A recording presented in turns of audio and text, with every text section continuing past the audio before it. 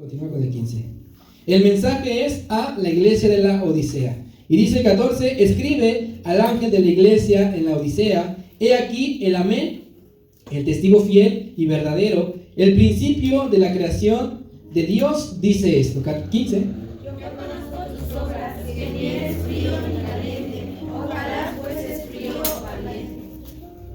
Porque tú dices, 16, pero por cuanto eres tibio y no frío ni caliente, te vomitaré. Vamos a ver el día de hoy hasta ese versículo 16. ¿Qué tan dura es esta palabra?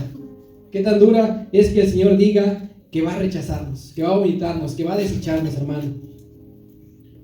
Hemos estado viendo, hermano, en varias sectas que se levantaron en la época de esta iglesia de la Odisea, también en la iglesia de Sardis, de Filadelfia y muchas más, que cada vez las cosas van acercándose más a la actualidad, ¿verdad? Ahorita esta iglesia de la Odisea ya está muy cercana a las fechas. Cada vez las cosas van más actuales y podemos nosotros darnos cuenta cómo se cometen muchos errores. En la iglesia de la Odisea se levantó una secta llamada los Testigos de Jehová, ¿verdad? Que lo vimos en la clase pasada. Y nosotros hemos aprendido acerca de esta secta y muchas otras atrás. Pero quisiera preguntarle qué es lo que tienen en común cada una. Yo le voy a dar algunas pistas. Todos salieron de la iglesia y por distintas ideas que tuvieron, que no les parecían correctas, ellos comenzaron con sus pensamientos desviados. Algunos decían haber visto un ángel, algunos decían haber tenido una visión celestial, ser llamados a crear otro movimiento. Entonces yo le pregunto con esto que le dije, ¿qué es lo que tenían todas en común? Sus propios pensamientos. ¿Y habían desviado qué? La sana doctrina la habían desviado. ¿Y qué tan importante, hermano, es tener enseñanzas básicas acerca de algo? Yo le pregunto. Cada uno aprende por primera vez algo y es necesario que se aprenda desde cero, ¿verdad? No podemos aprender a tocar un instrumento si no sabemos las bases. No es como que ahorita digamos, alguien que no tenga ni idea de tocar un instrumento, que levante la mano. Que le digamos al pastor que él lo ha dicho. Pastor, pásale la batería, ¿verdad? O que a cualquiera uno de ustedes pase, hermanito Gustavo, bueno, él sí tiene experiencia un poco. Alguien de aquí que no tenga experiencia, pásale la guitarra, pásale el bajo. Debemos de tener, aunque sea lo mínimo, para poder pasar, ¿verdad? No podemos jugar un partido profesional de fútbol en una cancha grandísima, porque ¿qué va a pasar? Vamos a estar jadeando luego. Vamos a estar bien cansados, no vamos a poder controlar el balón tal vez, vamos a tener las patas torpes porque no hemos entrenado, porque no sabemos cómo es manejar el balón. No podemos manejar un automóvil si no tenemos las bases del clutch y el freno, ¿no? Si no tenemos las dimensiones por dónde va a pasar el carro, si no sabemos cómo es que se va a estacionar el carro, no podemos hacerlo por primera vez así tan fácil. En la iglesia, hermano, desde el principio es necesario cuidar a los hermanos nuevos y crearles sus cimientos profundos. Los cimientos, hermanos, de un edificio, entre más profundos, todos lo sabemos, son más resistentes. Y entre más niveles vamos a levantar, es necesario escarbar más, hermano. La zona en la que nos encontramos, usted sabía que era un lago. Este era un lago, entonces si usted escarba va a llegar un momento en el que va a encontrar agua. Y si usted escarba y pone sus cimientos sobre el agua, ¿qué va a pasar? Tal vez de momento no se va a caer el edificio, pero se va a crear la humedad, va a empezar a afectar a los cimientos. Entonces, ¿qué hay que hacer? Hay que escarbar más profundo hasta llegar a tierra firme. Lo mismo puede pasar en nuestras vidas, hermano, como cristianos. Comenzamos a conocer, a experimentar, y es necesario comenzar a escudriñar la palabra. Es necesario, hermano, tener nuestras bases fuertes desde el principio. Puede llegar un momento, hermano, donde tal vez podamos tambalear, pero sigamos escarbando, hermano, hasta llegar a la roca fuerte que es nuestro Señor Jesucristo. Amén. Desde los primeros capítulos de la Biblia, hermano, podemos ver cómo la sana doctrina nos impide desviarnos. La sana doctrina, hermano, incluye los mandamientos, las enseñanzas, las leyes, los principios que pertenecen a la fe que salvará y nos ayuda a tener una vida recta. Este libro, hermano, que todos tenemos en nuestras manos, fue diseñado para que no nos desviemos. Fue diseñado para que nosotros sepamos qué hacer, hermano. La Biblia es la sana doctrina. Todo lo que tenga este libro hermoso es sana doctrina. Todo lo que diga este libro maravilloso es lo que debemos de hacer, hermano. No debemos de agregar palabras, no debemos de quitar palabras a nuestra conveniencia. Nos ayuda a tener una vida recta, hermano. Y se preparó precisamente con ese objetivo, para que nosotros no nos desviemos, para que tengamos este manual, hermano. Dios mandó un mensaje y es cuestión nuestro pasar la voz. Y que no sea como un teléfono descompuesto, ¿verdad? Que yo te doy un mensaje, tú das otro mensaje, y el último que da el mensaje, ¿qué dijo? Ya totalmente otra cosa. Dios mandó a que tú pases la voz de la manera que el Señor te está hablando. A que tú pases la voz de la manera que está escrita en este libro hermoso, hermano. No es un teléfono descompuesto para que nosotros escuchemos un mensaje y transmitamos otro mensaje, hermano. Compartamos otro mensaje. Investigando, hermano, encontré un testimonio acerca de un pastor llamado Fernando, que en un periodo corto de tiempo su iglesia se llenó. Imagínese usted que en un mes tengamos aquí 600 personas, que no quepamos, que tengamos que poner televisiones arriba para que vean la predicación, que tengamos a la gente en las escaleras esperando escuchar la predicación. Ese pastor, en un periodo corto de tiempo, hermano, su iglesia se llenó con 600 personas nuevas. Imagínese eso, hermano, que estaban interesadas en el mensaje de este pastor llamado Fernando. Había algo en esas personas que les llamaba la atención del mensaje de este pastor. El mensaje, hermano, era acerca de prosperidad, de bendiciones económicas y cosas parecidas, hermano, hasta que un día sus dos hijos de ese pastor murieron. Uno murió por violencia y otro murió por enfermedad. Entonces sus ovejas del pastor, todos los que estaban en la iglesia, comenzaron a dudar si el mensaje del pastor era el correcto. ¿Cómo es que le puede pasar esto al pastor si está predicando una cosa y le está pasando otra? Entonces, ¿qué pasó con la gente? Dijo, no, yo no me hallo aquí. Veo que el pastor no puede sostener a sus hijos para llevarlos al hospital Ángeles del Pedregal, o para llevarlos al hospital más bueno de la ciudad. Él es lo que le predica y no es lo que hace. Entonces dijeron, no, este mensaje no me agrada. Vámonos a una iglesia donde me digan que me va a caer un carro en un mes, ¿no? Vamos a una iglesia donde me digan que voy a ir de vacaciones a tal lugar. Comenzaron a fijarse solamente en el mensaje del pastor, pero no en la palabra que es la verdad, hermano. ¿Dónde estaba la bendición de Dios? ¿Por qué le estaba pasando todas estas cosas a este pastor? Dios le reveló al pastor Fernando que estaba predicando un mensaje incorrecto, que estaba predicando la palabra solamente ¿para qué? Para endulzar los oídos de la iglesia, para que viniera más gente y estuviera ya en la iglesia, pero el mensaje no estaba siendo el correcto, hermano. Hizo muchísimo daño a su congregación porque no iban a recibir la palabra verdadera, no iban a recibir la palabra de Dios, sino las palabras ¿de quién? Del pastor Fernando. Lo que él estaba diciendo nada más. Predicar un mensaje agradable puede traer un resultado a corto plazo. Estoy seguro, y nos lo ha comentado el pastor, que si pusiéramos un letrero allá afuera de oraciones gratis, ven por tu milagro, cosas así atractivas, ¿va a llegar la gente, sí o no? O sea, la salvación es gratis. Ven a que tu familia se salve, no sé, palabras que endulcen el ojo, el oído, hermano. Pero a la larga solamente se están dejando llevar, hermano, por emociones, y eso a largo plazo no va a terminar para nada bien. Acompáñame a 2 de Timoteo 4, vamos a leer versículos 3 al 4. Y apartarán de la verdad el oído y se volverán a las ¿qué? A las fábulas. ¿Qué es una fábula? Un cuento de ficción, de alegorías. Dice el 5, pero tú sé sobrio en todo, soporta las aflicciones, haz obra de evangelista, cumple tu ministerio.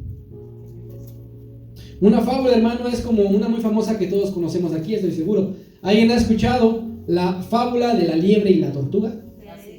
Que le ganó en una carrera, la tortuga siguió corriendo, nunca descansó, el conejo hasta se burló, se quedó descansando, dijo, ahorita me echo un sueñito y le voy a ganar fácilmente. La tortuga siguió, ganó. Y al final de eso, ¿qué hay? Una enseñanza, una moraleja. La iglesia, hermano, se encontraba y se encuentra en una época muy difícil, hermano. Tampoco encontramos sana doctrina en esta iglesia de la Odisea. Una época de justicia por nuestra propia mano es lo que estamos viviendo. De conformismo, de egoísmo, de materialismo y bienestar económico, hermano.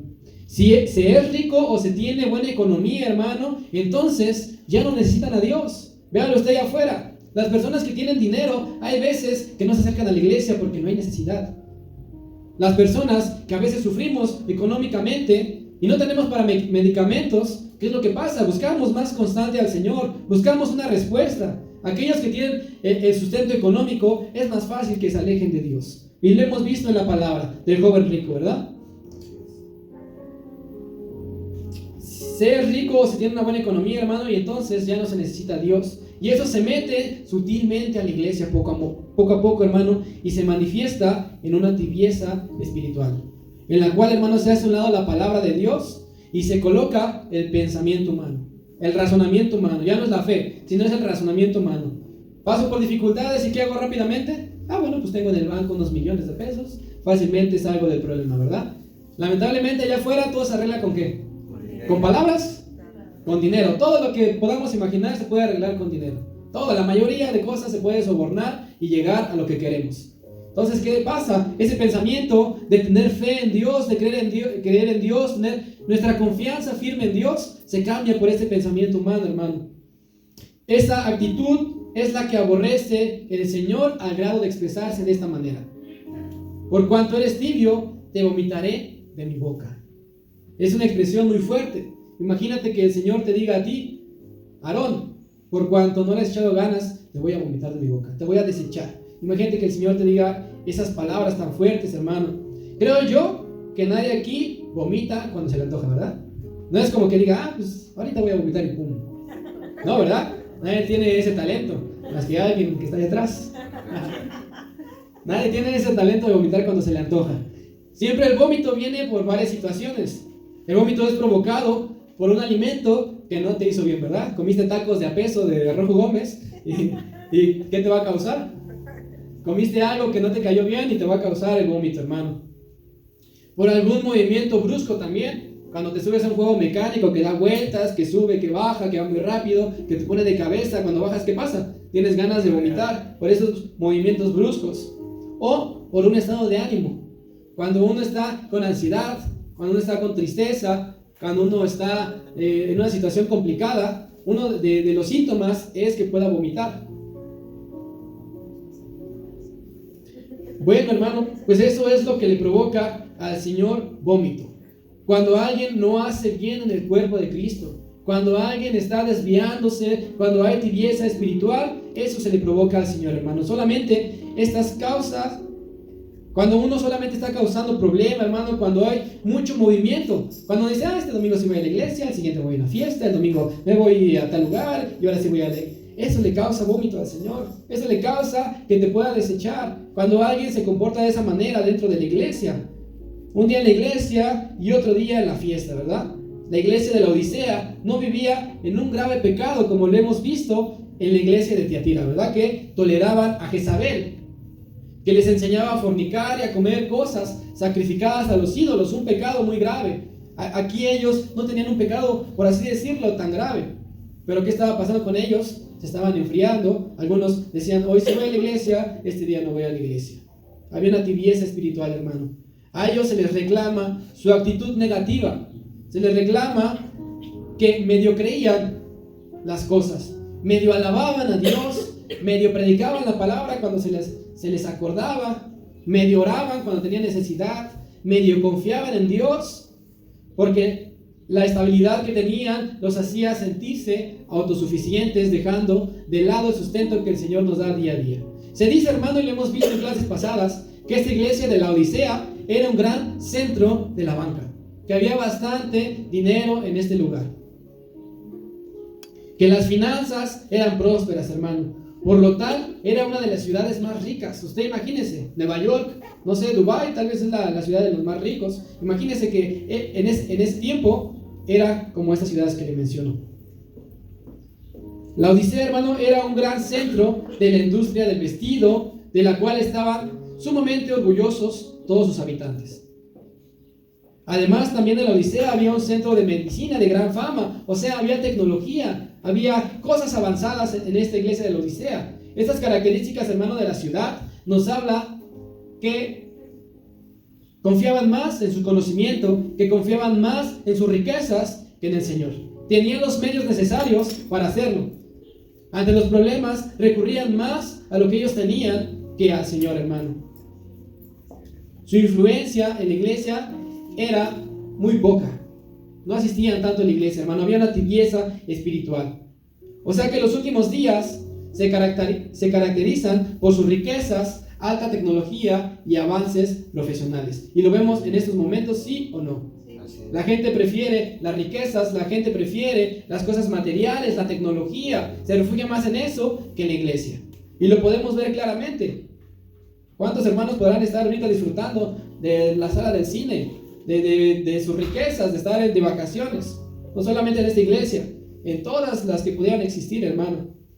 En una palabra, hermano, había gran prosperidad y avances científicos. Y se creían autosuficientes como para no necesitar a Dios. En esta época, hermano, surgió un movimiento llamado el neo-ortodoxismo, que en pocas palabras, sin tanta historia para que yo no lo revuelva, era un movimiento teológico. Recuerde bien esta palabra, teológico. No eran ni fríos, ni calientes, no eran ni liberales, que hemos visto ese movimiento, pero tampoco eran tan estrictos. Un poco de aquí, un poco de acá, en pocas palabras, eran tibios. Para algunos, la palabra teólogo, no sé usted, pero a mí me evocaba imágenes de un anciano con una barba blanca, así, con ropa sucia. Sí, así se me figuraba en mi cabeza, un teólogo, ¿no? Una persona que estudia y tiene miles de libros y está diario en una biblioteca con su cafecito, así se me imaginaba a mí, pero para nada eso es un teólogo, hermano.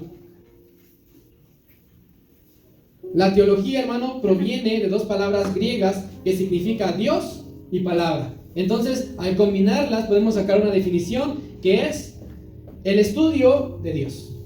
Un teólogo lo que hace es estudiar la palabra, el estudio de Dios, hermano. La teología cristiana es el estudio de lo que la Biblia enseña y lo que los cristianos creen. En pocas palabras, hermano, aquellos que estaban en este movimiento eran teólogos que se dejaron influenciar por la apostasía y desviaron su conocimiento de la verdad, hermano. Así que vamos a ver los principales fundadores de este movimiento neortodoxo, hermano. El primero es Karl Barth, que nació en 1886 y murió en 1968.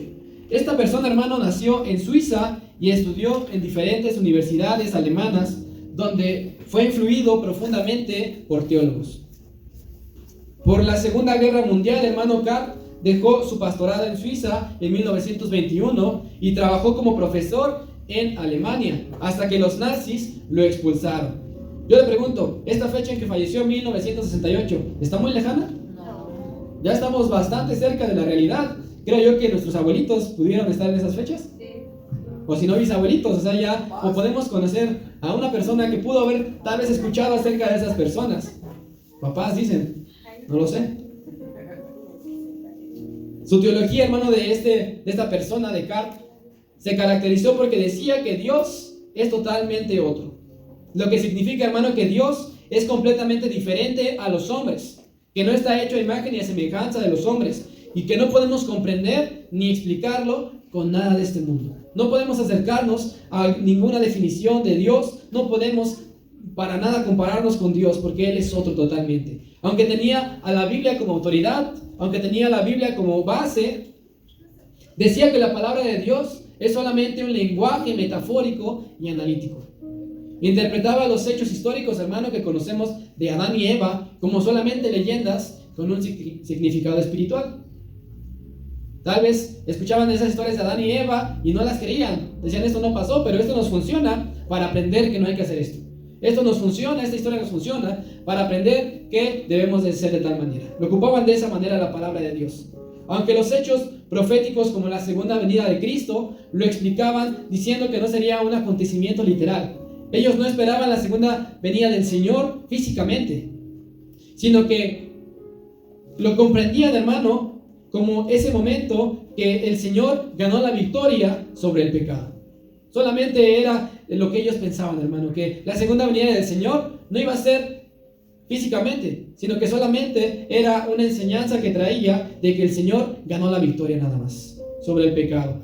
A pesar de esta forma de pensar de Barth, creía en la Trinidad, en la encarnación y expiación de Cristo, y también en que el hombre es pecador y necesita la salvación. O sea, creía, pero a la vez no creía. Tenía un poco de acá y tenía otro poco de acá. Pero usted, como pudo observar, también tenía sus interpretaciones personales. No salía nada de la palabra de Dios. Era lo que él creía, era su interpretación, ya que pensaba que al final todos los hombres serían salvos. ¿Por qué? Porque todos somos hijos de Dios, ¿no? Hasta las personas de allá afuera son hijos de Dios, les falta que les prediquemos eso. Pero todos somos salvos porque somos hijos de Dios, es lo que pensaba. Entonces no era ni ortodoxo, ni era muy liberal. Estaba en término medio, no estaba muy bien cocido. El siguiente personaje, hermano, es Søren Kierkegaard. ¿Está bien dicho? Sí, ¿no? Kierkegaard. 1813 nació y falleció en 1855. Este fue un filósofo danés, hermano, que influyó muchísimo en la vida del personaje pasado, Descartes, para fundar este movimiento que le estoy mencionando, que es el neortodoxismo. El pensamiento de Søren, hermano, fue formular la hipótesis del existencialismo, que decía que la existencia no se alcanza por medio de un conocimiento intelectual, sino por medio de una decisión interior, una entrega, algo que nos cuesta. Era un filósofo, así que tiene unas ideas bien fumadas que si yo se las digo, nos va a costar trabajo entenderlo, pero era lo que él decía. Es mi trabajo comentárselo. En pocas palabras, y para no quebrarnos la cabeza con todo esto, su pensamiento era individualista. Y decía que cuanto menor sea la evidencia de algo, la fe tendría que ser mayor. Por tanto, decía que la palabra, sabemos todos que hay evidencia de la palabra, sabemos que fue inspirada, que todos los libros se conectan. Entonces él decía que la Biblia no era la base. ¿Por qué? Porque tenemos evidencias de la palabra. Entonces él creía que no debíamos de tener evidencias para que la fe existiera. La fe de él solamente era un salto de desesperación. Él lo interpretaba así. ¿Cuándo se utiliza la fe? Cuando estás desesperado. Cuando ya no sabes qué hacer, entonces es cuando debes de recurrir a la fe. Yo le pregunto, ¿usted tiene fe en Dios porque está desesperado? ¿Tiene fe en Dios porque no sabe qué hacer? ¿Busca a Dios cuando tiene necesidad solamente? Entonces, ¿está mal o no está mal su pensamiento? Creía en Dios, pero a la vez decía, no hay que tener fe hasta el momento de estar desesperado. Usted tiene fe porque cree en el Señor, porque le ha conocido y porque nos ha amado. Lo que nos dé el Señor es muy aparte de todo eso, hermano. Lo amamos primero porque Él nos amó. No porque sea el genio de la lámpara, hermano, que vamos a recurrir a Él solamente cuando necesitemos Él, cuando necesitemos algo, cuando estemos desesperados. Un ejemplo, hermano, de cómo influyó el existencialismo en la interpretación de la palabra es que alegorizaban la Biblia. Es decir, la caída en el pecado de Adán y Eva, ellos creían que se repetía en su vida, que se repetía en la vida de cada persona. Que solamente era una leyenda que nos enseñaba a que el pecado está en nosotros, a que no hay un pecado original, sino que el pecado de Adán y Eva está en cada uno de nosotros y cada uno de nosotros tiene el pecado original. Una vez más, hermano, sí creía, pero de su manera. Sí creía, pero en su pensamiento. El siguiente personaje, hermano, es Émile Brunner, que nació en 1886 y falleció en 1966. Otra vez, una fecha muy cercana ya a nuestros tiempos. ¿Cuántos años son? De 1966 al 2023. 57 años. Ahí sí puede que un hermano de la iglesia pueda haber escuchado tal vez ese nombre. Este personaje, hermano, nació en Suiza. Fue discípulo de Barth y profesor de teología en una universidad en Zurich. ¿Sí conoce Zurich? Ok, un día de esos vamos. En el año de 1953, hermano, se trasladó a Japón, donde enseñó en una escuela cristiana hasta que él murió. En su pensamiento era teológico, hermano, y él consideraba que había que rechazar la certeza de la Biblia, porque decía que los cristianos habían hecho de las escrituras solamente un papa de papel. Y comentaban que los cristianos creían que la Biblia es la norma de doctrina porque es el testigo principal de la revelación de los cristianos. Entonces decían que la palabra de Dios no era creíble, sino simplemente era como un papa. ¿Y un papa qué hace? Te da la palabra, pero a veces a su conveniencia, ¿no? Te da la palabra, pero quitan o ponen versículos. Entonces, su pensamiento era incorrecto, hermano. Además, Brunner decía que estas no son dignas de confianza. La palabra no era digna de confianza. Y que el hombre tenía la obligación de analizar la palabra de Dios. Y decir qué partes son las que deben ser y qué partes son las que no deben ser. Así que vamos a Génesis le toca a Ariel, Apocalipsis a Josecito, vamos a revisarlo y ustedes le van a quitar lo que ustedes creen y le van a agregar lo que ustedes creen. ¿Qué les parece?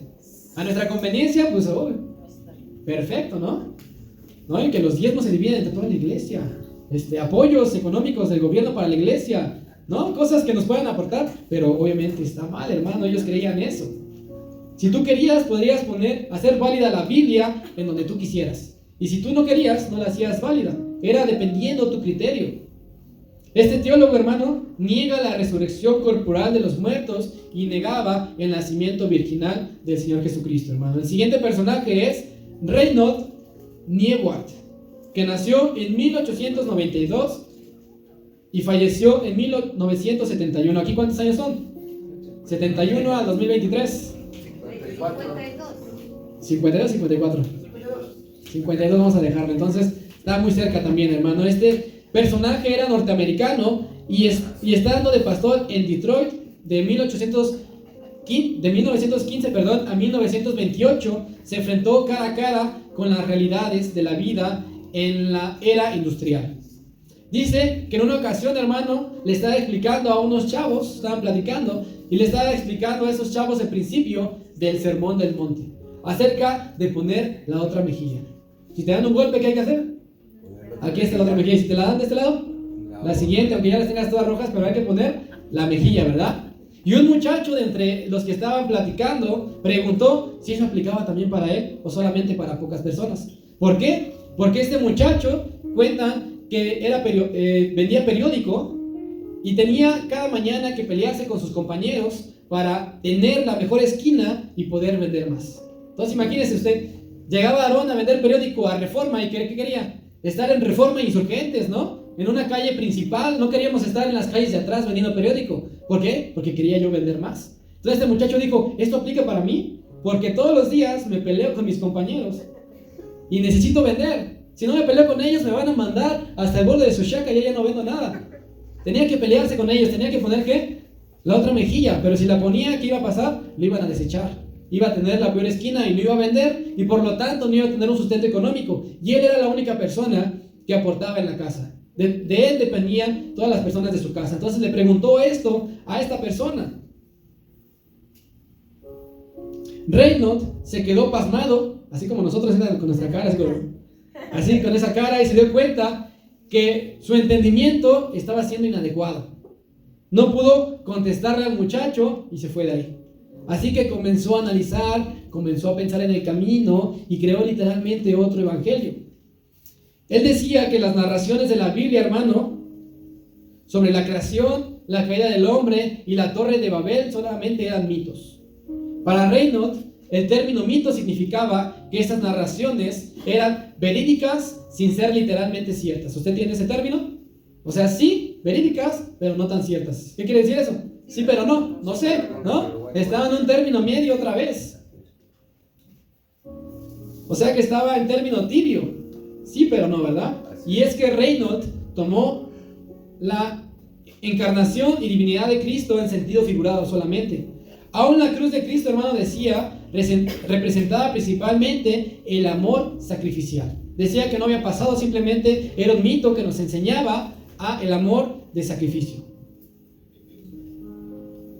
Que revela que el hombre y su historia deben de ser. Para él, la resurrección, hermano, del cuerpo es como un símbolo del triunfo de Dios en cada etapa de la historia, aunque también enseñaba la supervivencia de la personalidad humana. La segunda venida de Cristo, hermano, decía que no será un suceso literal otra vez, como el personaje que acabamos de ver, sino que representa el triunfo de nuestro Señor Jesucristo. Y nos hace recordar que la felicidad del hombre es una realidad en cada etapa de la humanidad. Es decir, esta generación va a pasar, va a morir, y la siguiente va a conocer, la segunda venida del Señor Jesucristo. ¿Y qué simboliza esto? Que hemos vencido, que a través de ese suceso que no va a pasar, simplemente es un mito, a través de ese suceso somos felices, tenemos felicidad, podemos vivir confiadamente. Va a pasar otra generación y va a pasar ese mensaje, ese mito que él creía. En verdad, hermano, suena todo esto a una secta, ¿verdad? No suena que esto haya salido de la iglesia y haya sido una persona tibia, sino suena a una secta más, como lo hemos visto en otros capítulos, en otras lecciones, hermano. Todo esto suena a otro evangelio. En síntesis, hermano, y para no aburrirlo con todo esto que es historia, la corriente neortodoxa tomó ideas del liberalismo, tomó ideas del existencialismo, el neouniversalismo y otras corrientes modernas para formar sus conceptos teológicos, para formar esos conceptos a su conveniencia. Decían todos ellos que la Biblia no es la palabra de Dios, sino que contiene la palabra de Dios. O sea, no directamente son palabras de Dios, sino contiene algunas palabras que Dios ha mandado. De esta forma, dan a entender, hermano, que la Biblia no es la única palabra de Dios, sino que apenas es uno de los medios para recibir la palabra de Dios. Quiere decir que pueden existir varios libros, pueden existir varios materiales donde el Señor puede hablar. ¿Nosotros en qué nos basamos? En la palabra de Dios. ¿Hay más libros? Pueden ser de apoyo, pero ¿qué es esto? La palabra de Dios. Nuestro manual de vida, hermano. Asimismo, hermano, creía nuevamente que los hombres, todos somos hijos de Dios y por lo tanto, todos vamos a ser salvos. Vamos a Apocalipsis 3, versículos 14 y 16. Nuestro pasaje original. Vamos a darle lectura alternada, ¿lo tiene? Dice, y escribe al ángel de la iglesia en la Odisea, he aquí el amén, el testigo fiel y verdadero, el principio de la creación de Dios, dice esto. Yo conozco, perdón, ¿usted? Yo conozco tus obras, que ni eres frío ni caliente. Ojalá fueses frío o caliente. Pero por cuanto eres tibio y no frío ni caliente, te vomitaré de mi boca. La iglesia, hermano, estaba tibia. Esto sucedía con esta iglesia de la Odisea. Yo quisiera, hermano, que participáramos un poco para que no sea tan tedioso toda esa historia que tiene el libro, para que no solamente sea historia y personajes. Así que he traído unos pequeños termómetros, hermano, así que vamos a hacer dos equipos, lado derecho, bueno, de su lado izquierdo van a ser team caliente y del lado derecho van a ser team frío, ¿vale? Permítanme un momento. Lo que vamos a hacer, hermano, es simplemente que ustedes me enseñen ahora a mí qué es una persona caliente y qué es una persona fría, un cristiano caliente y un cristiano frío. Es que yo, de tanto estudiar, ya me revolví, ya no me acuerdo de nada de esto. Entonces, ¿quieren hacer team back para ponerse de acuerdo o cada uno va diciendo características? Simplemente vamos a empezar con la primera, ¿vale? ¿Empezamos caliente o frío? Frío. Con frío, de modo, les ganaron. Yo le pregunto al team frío, ¿qué caracteriza a un cristiano frío? No abre la Biblia. No abre la Biblia. Para empezar, ni trae Biblia, ¿no? Ni ha comprado una Biblia, ¿no? No sabe ni cuánto cuesta una Biblia, no sabe ni qué dice la Biblia, cuántos libros tiene, no sabe cuál es la mitad de la Biblia, versículos como de tal manera amó Dios al mundo, no se lo sabe, ¿no? ¿Qué otra característica? Hay apatía, ¿verdad? No reciben el mensaje correctamente. Todo esto vamos a hacerlo con respeto, no estamos hablando de alguien aquí, ni de esta iglesia, sino en general. Vamos a pensar en otra iglesia, no aquí. Este equipo es de las iglesias del mundo y este es de embajadores, ¿vale? Los creyentes somos de embajadores, ¿no? Entonces, el team frío, apatía me dijo, ¿verdad? Apático, una más. No da buen testimonio. No dan buen testimonio, ¿verdad? Afuera se comporta de manera que ellos quieren, hacen lo que ellos quieren, no obedecen la palabra de Dios. ¿Alguien más? No apoyan a actividades. No apoyan actividades. Es cierto, ¿verdad? Se les dice algo y no apoyan. Se les dice algo y yo no voy a ayudar, yo no voy a apoyar. ¿Alguien más? Hay varias.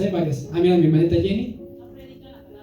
No predican la palabra de Dios porque simplemente no les interesa escuchar el mensaje o porque simplemente no conocen nada de la palabra de Dios, ¿verdad? ¿Algo más? No se congregan. No se congregan. Yo creo que ni los horarios tienen de la iglesia, ¿verdad? No saben ni en qué momento que hay servicio entre semana. Tal vez no saben ni a qué hora empiezan los domingos, por eso llegan tarde tal vez a veces. No sé, ese es buen punto. ¿Alguien más? No oran. No ora, exactamente, porque no hay una comunión íntima. Por eso, ¿qué se avergüenza? Se avergüenzan y no dicen que son cristianos. Se avergüenzan del evangelio y tal vez en la escuela, en el trabajo, en las calles dirían, ¿dónde hay un cristiano? ¿Y qué hacen? No, pues quién sabe. Mi mamá es cristiana, ¿no? O como dice el pastor, yo solamente acompaño a mi esposa, yo solamente acompaño a mi hermana, a mi tío, a mi tía. ¿Alguna más? ¿Hay más? Mándale. No dan testimonio, lo que decía Gustavito, ¿verdad? No les importa reflejar una cara distinta, ¿verdad? ¿Alguna más? ¿Piensan solamente en lo económico, sí o no? ¿Les importará diezmar? ¿Les importará ofrendar? ¿Les importará venir primeramente a la iglesia a apoyar los servicios? ¿O preferirán estar trabajando y generar bastante dinero? Solo piensan en lo económico, ¿verdad? Tienen una vida de deseos de la carne. Todo lo que la carne pide, se lo dan. Están fuera de la iglesia muchas veces. No les importa nada relacionado a la iglesia. Creen a veces en el universo, o creen en la evolución, o creen que vienen del chango, ¿no? Bastantes cosas como esas. Bueno, muy bien. Vamos a pasar con el team caliente, los cristianos calientes. ¿Qué característica tienen? Ya entendí los fríos, ahora quiero entender a los cristianos calientes. Se mueven en fe. Se mueven en fe, ¿verdad? Su fe es continua, todos los problemas los enfrentan, tomados de la mano de Dios, en la confianza que ellos tienen en Dios, tienen esa fe grande. ¿Alguna más? Llevan una vida en comunión. Llevan una vida en comunión, constantemente están leyendo la palabra de Dios, constantemente están escuchando alabanzas. Tal vez si no están en la iglesia, en su casa siempre hay alabanzas. Si no están en la iglesia, siempre están orando. ¿Qué más? No se atreven. Comparten la palabra de Dios. ¿Por qué? Porque están en comunión. Cuando uno está en comunión es fácil predicar la palabra de Dios, ¿sí o no? ¿Por qué? Porque sabemos tal vez por dónde llegarle. ¿Por qué? Porque sabemos tal vez simplemente qué decirles. ¿Por qué? Porque podemos darles una oración, ¿verdad? ¿Qué tan fácil es hacer una oración por una persona estando ferviente, estando caliente? Es fácil, ¿verdad? Las palabras fluyen. Pero cuando uno está frío, ¿qué pasa? Josécito me hace burla porque cuando estaba más pequeño, el pastor me puso a orar y solo dije, Dios, gracias por los alimentos, amén. Y es que era de las primeras veces que el pastor me ponía a orar por los alimentos y dije, ay, el pastor va a escuchar mi oración y va a decir, este cuate ni ora. Me puse nervioso. ¿Qué? Un primo. Sí, sí, de un primo, estando en Tlaxcala, le pidieron hacer oración y empezó, Dios, te doy gracias. Ay, no puedo. Esa fue su oración. Entonces, cuando uno está caliente, está ferviente en la iglesia, es más fácil hacer oración. ¿Alguien más? Se atreve uno a compartir las buenas nuevas. La palabra, ¿verdad? Es arrebatado, es violento, no le importa que tal vez se vayan a burlar de él, no le importa que tal vez vayan a decir, ese cristianito loco que está ahí, no le importa, sino se acerca. Ve la necesidad y ¿qué hace? Se acerca, intenta ayudar. Amén. Vives apasionado y entregado por Cristo. Es que están conectados, es que son del team caliente. Se saben. Apasionados, ¿verdad? Por el evangelio. ¿Alguna más? Se compromete primeramente y por lo tanto, ¿qué hace? Se congrega. Adora al Espíritu y en verdad. Está siempre pensando, ya va a ser la hora del culto, es momento de irme para la iglesia. Piensa, es momento de que me salga de trabajar, yo no lo sé, y pueda ir a la iglesia. Aparte ese tiempo, porque está comprometido. Dice, necesito apoyar en la iglesia, necesito ir a hacer mi servicio. ¿Algo más? ¿Algo más? Se refleja en la manera en la que habla, en la que se comporta. Exactamente, ¿verdad? Una persona que está ferviente, que está caliente, no dice groserías, ¿o sí? No sale de este lugar y, ay, hijo, no. Una persona que está fría, pues se le salen todavía. Una persona que está fría, se sabe todo el abecedario de groserías. ¿Alguna más? Tiene el deseo por servir. Tiene deseo por servir, tiene amor por la obra, tiene un compromiso por la obra. ¿Habrá algo más o? Muy bien. Algo muy importante que vimos hace unas clases, ¿están llenos de qué? Del Espíritu Santo. Ya entendimos que todos aquí estamos llenos del Espíritu Santo, ¿sí o no? Somos llenos del Espíritu Santo, hermano. Una persona que es caliente está dentro de la iglesia. No hice caso a Josécito. Un cristiano caliente viene a la iglesia, asiste a la iglesia, está dentro de la iglesia, está lleno del Espíritu Santo. Anima, aconseja, exhorta con amor, con entendimiento, escudriña la palabra de Dios. No solamente la lee como podría hacerlo cualquiera, sino la escudriña, se queda ahí un momento, tiene material extra para que pueda entenderlo de mejor manera, ve predicaciones para que pueda entender si no entendió, tiene bastantes cosas por hacer, da fruto. Una persona que es ferviente, un cristiano caliente, da fruto en todo lo que hace. Alaba a Dios, adora a Dios sin pena. No le da vergüenza alzar las manos, no le da vergüenza arrodillarse, postrarse, no le da vergüenza saltar, brincar, salirse de su lugar, gritar, cantar con todo su corazón, ¿verdad? Y a mí me toca entonces, ya que les entendí a ustedes, ser el team tibio, ¿verdad? Hemos visto que la iglesia de la Odisea tiene varias características y a ellos se les caracterizaba, hermano, por estar adentro de la iglesia, pero también afuera, ¿verdad? Un poco de aquí y un poco de acá. Un domingo voy, el otro no voy, un domingo voy. O tal vez pues el miércoles voy, este miércoles es de fiesta, me voy para acá. Entonces están adentro de la iglesia, pero también a la vez están afuera. Muchas veces solamente vienen a los eventos de la iglesia. ¿Por qué? Porque hay alimentos, porque hay actividad, porque tal vez voy a ver danzar a las pequeñas y me quiero gozar con ellas, porque es agradable a la vista, ¿verdad? Ver a las pequeñas danzar, porque va a haber participaciones especiales y me quiero reír del hermano Aarón como canta, ¿no? Por bastantes cosas pueden venir solamente eventos. Parecen cristianos, hermano, porque hacen todo lo que pudiera hacer un cristiano. Un tibio podría levantar las manos, podría arrodillarse, podría postrarse, podría hacer todo lo que pudiera hacer un cristiano, hermano, pero saliendo de aquí puede ser todo lo que es un frío. Por eso es tibio, es una combinación de caliente con frío, ¿verdad? Pudiera alabar a Dios, pero saliendo de aquí, hermano, comienza a cantar que se quiere morir porque María Juana lo dejó, ¿verdad? Muy buenas risas. Danzan en la iglesia y pareciera que son cristianos, ¿verdad? Porque hasta se saben el pasito, ¿no? Se saben cómo brincar, saben el tiempo, saben todo. Pero saliendo también se saben las cumbias, se saben las bachatas, se saben las salsitas, o todo lo que esté de moda, hermano. Danzan en la iglesia, pero también los viernes es día de fiesta, es día de irse a satisfacer la carne. Oran y hasta podrían imitar el hablar en lenguas. Podrían repetir lenguas y entonces decir, ay, ese hermano es de los fervientes, es de los calientes. Pero también afuera se sabe todas las groserías que pudiera haber y de las fuertes, no de las pequeñas. Vayamos a Isaías 29. Vamos a leer versículos 13. Dice pues el Señor, porque este pueblo se acerca a mí con su boca y con sus labios me honra, pero su corazón está ¿qué? Está lejísimos de mí. Pueden alabarme, pueden reconocerme, pero su corazón está en otro lado. Y su temor de mí no es más que un mandamiento de hombres que les ha sido enseñado. Por tanto, he aquí que nuevamente excitaré yo la admiración de este pueblo con un prodigio grande y espantoso, porque parecerá la sabiduría de sus sabios y se desvanecerá la inteligencia de sus entendidos. Hay de los que esconden de Jehová, encubriendo el consejo, y sus obras están en tinieblas, y dicen, ¿quién nos ve? ¿Y quién nos conoce? Sino que se esconden para hacer los deleites. Vuestra perversidad ciertamente será reputada como el barro del alfarero. Y dice dos preguntas. ¿Acaso la obra dirá de su hacedor, no me hizo? Dirá la vasija de aquel que la ha formado, no entiendo. ¿Qué quiere decir esto? Si tú te dedicas a la carpintería, un ejemplo, y haces un mueble, el mueble va a decir, no, tú no me hiciste. No, yo no te conozco, tú no sabes nada de mí. ¿Qué hace el carpintero? Sabe todos los tornillos que lleva. Sabe con qué material fue fabricado, sabe con qué tinta fue pintado, sabe las medidas exactas, sabe hasta qué grados va a abrir la puerta, conoce todo. ¿Qué es lo que hace el Señor? ¿Te conoce a ti? ¿Sí o no? Un tibio, ¿qué piensa? Que no lo conoce, que su creador no conoce a lo que ha creado, hermano. No podemos engañar en ninguna manera al Señor.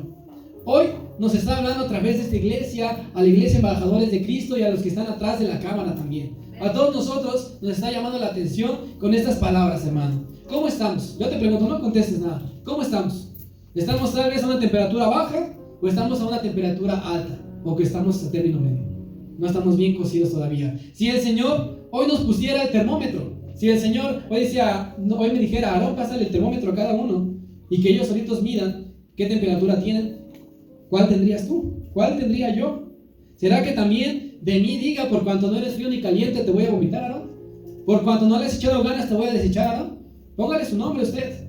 Confróntese usted mismo, hermano. ¿Será que también diga que nos va a desechar como iglesia? Que no le estamos echando ganas, que estamos fríos, que estamos tibios, que muy pocos son los que están fervientes, o para nada están fervientes. La tibieza espiritual, hermano, es una situación en la que la verdad del Evangelio no tiene un impacto profundo en nuestras vidas. No tomamos en cuenta la palabra de Dios como debe de ser. Una situación en la que no hemos abandonado la fe, pero tampoco la vivimos con un interés real. ¿Sabes por qué viene la tibieza, hermano? Porque a veces se nos hace costumbre venir a la iglesia. Porque desde pequeño me llevaban y pues es costumbre venir todos los domingos, porque después de aquí me voy con mi familia a comer y la pasamos agradable todos. Están acostumbrados. Porque no queremos comprometernos, también viene la tibieza espiritual. Porque queremos seguir los deseos de la carne. Es fácil y es satisfactorio estar allá en el mundo. Si tú quisieras, y es un ejemplo simplemente, se te antoja un vicio. Y es, tal vez a tu cuerpo da satisfacción. ¿Es fácil hacerlo? Está al alcance. Es fácil hacerlo, hermano. ¿Y por qué se entibian? Porque dicen, voy a la iglesia, pero también allá afuera sigo con los deseos de la carne. Sigo satisfaciendo todo aquello que mi cuerpo me dice. Pero a la vez no queremos dejar la iglesia porque es lo que nos mantiene la conciencia limpia. Tal vez toda la semana nos la pasamos mal haciendo cosas indebidas, pensando cosas, yo qué sé, pero el domingo venimos para limpiarnos y otra vez agarramos pila para echarle ganas toda la semana con toda la porquería que ofrece el mundo, hermano. Porque no ponemos al Señor en primer lugar. Cuando tú no pones al Señor en primer lugar, viene la tibieza espiritual. ¿Por qué? Porque como la Odisea, confías en tu conocimiento. Si me despiden de mi trabajo, ¿qué voy a hacer? Pues me la rifo en esto, soy bueno en esto, puedo conseguir un empleo fácilmente. Pues si me enfermo, si Dios no me quiere curar, pues me voy y me compro el medicamento más bueno que tenga. Me voy con los mejores doctores. Por eso viene la tibieza espiritual. Porque no ponemos en primer lugar al Señor. Porque queremos que Dios nos siga en nuestros planes y no queremos seguirlo a Él y que Él haga sus planes en nuestra vida. Hacemos nuestra vida primeramente y que el Señor me alcance, que el Señor vaya detrás de mí si es que le parece. Por mentirosos, por flojos, por conformistas, por no hacer bien nuestro trabajo, hermano, también viene la tibieza espiritual. Porque no tenemos una comunión íntima con el Señor, porque nos dejamos llevar por lo que ofrece el mundo. Podría hacer muchas cosas toda la semana, hermano, pero el domingo, ahí sí tengo que ir a la iglesia para que me pueda sentir bien, ¿verdad? Yo sé que cada uno de nosotros tenemos actividades distintas y no es atacar a nadie, todos tenemos actividades distintas y a poco no quisiéramos que nos alcanzara tiempo para hacer todo. Para poder, no sé, estar con tu familia, ir a trabajar y tener tiempo para ir a la iglesia. ¿Cuántos que puedan trabajar y no vengan a la iglesia quisieran venir a ese lugar? Yo estoy seguro que bastantes, que quisiéramos llegar a este lugar, pero el tiempo a veces no cubre todo eso. Es muy corto, hermano. Pero, ¿saben? El Señor ve tu corazón. El Señor ve que tal vez puedes llegar 10 minutos, puedes llegar media hora, puedes llegar tal vez a la última oración, a la conclusión del mensaje y no lo hacemos. Preferimos llegar a la casa a descansar, preferimos pasarnos a comer, preferimos hacer cualquier cosa que venir a la iglesia, hermano. La asistencia en la iglesia ha estado muy baja y es doloroso, ¿sí o no? Sí. Si te duele es porque eres ferviente, si te duele es porque te has mantenido caliente, hermano. Es muy doloroso, hermano, así que hay que esforzarse. Aunque sea 10 minutos que llegues, aunque sea un poco que llegues, pero el llegar aquí, hermano, te trae una satisfacción. El llegar aquí te trae un alivio. Y no solamente es llegar por llegar, hermano, es comprometernos, es servir, es ayudar, hermano, es comprometernos. Quisiéramos hacer miles de cosas, hermano, pero el tiempo no nos da. Pero siempre apartemos un momento con el Señor. Si de plano trabajas lejos, estás lejos y no alcanzas a llegar a la iglesia, en el camión puedes orar, en el camión puedes leer la palabra, en el camión, en el transporte, en la calle puedes tener comunión con el Señor. En lugar de hacer cosas, en lugar de dedicarle ese tiempo al celular, que todo lo hacemos, quítale ese tiempo y empecemos a escuchar predicaciones, a tener comunión, hermano. Tú sabes de qué manera. De la experiencia de la Odisea podemos encontrar que ellos atravesaban una situación en la cual se habían engañado a sí mismos. A su juicio, hermano, ellos estaban perfectamente bien ante Dios. Decían, yo asisto a la iglesia, yo cumplo con los tiempos. Pero realmente no era así. Consciente o inconscientemente consideraban que ya eran suficientemente buenos y que no necesitaban más mejorar o cambiar su forma de pensar para con Dios, hermano. Tal vez la costumbre de vivir como cristianos era tan fuerte que no deseaban volver atrás, pero tampoco sentían la necesidad de creer o tener una experiencia más profunda con Dios, una experiencia más profunda de fe, hermano. La tibieza espiritual es una señal de la venida del Señor. ¿Y cuántos quieren que el Señor venga por nosotros? Así es, pero tenemos que pasar por todo esto, hermano, si es que queremos que el Señor venga. Y yo deseo, hermano, que el Señor venga pronto, pero tenemos que perseverar. No te tienes que enfriar. Si el Señor va a venir pronto y va a venir esta tibieza espiritual, cuídate de que no seas uno de los que se va a enfriar, hermano. Perseveremos hasta el fin. Mateo 24, versículo 3 al 12. Y estando él sentado en el monte de los olivos, los discípulos se acercaron aparte, diciendo, dinos, ¿cuándo serán estas cosas? ¿Y qué señal habrá de tu venida y del fin del siglo? 4. Respondiendo Jesús les dijo, mirad que nadie os engañe. Porque vendrán muchos en mi nombre diciendo, yo soy el Cristo, y a muchos engañarán. Y oiréis de guerra y rumores de guerra. Mirad que no nos suficientes, porque es necesario que todos acontezca y cada uno en el fin. Desde la iglesia de la Odisea había muchos que se podían levantar diciendo, esta es la doctrina que debemos de hacer. Esa es la secta que deben de seguir. Escuchamos en estos momentos rumores de guerras. Escuchamos que hay guerras en el mundo, hermano.